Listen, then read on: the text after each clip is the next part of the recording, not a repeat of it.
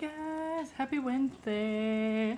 So I want to share this story that I have shared before, but I just remembered it.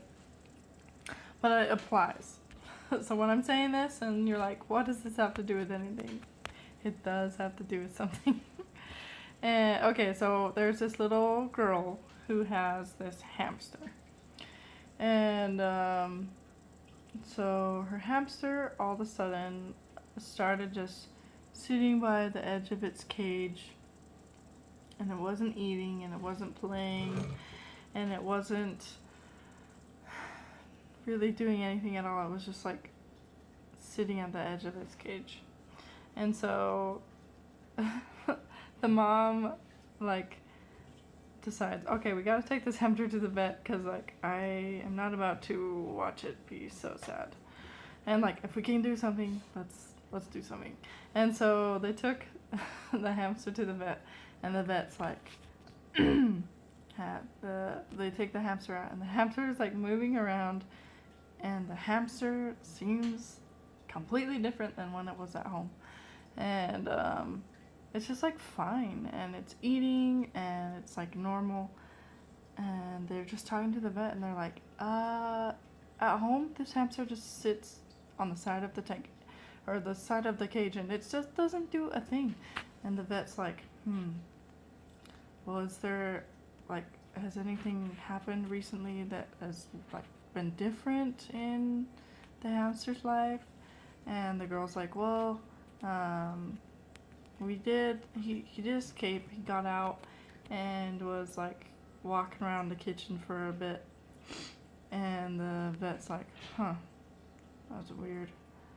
And so the vet looks into the hamster, like he brings the hamster up and he's like looking at the hamster, and then he looks in the hamster's mouth and there's a magnet in the hamster's mouth, and the hamster had been magnetized to the side of the cage.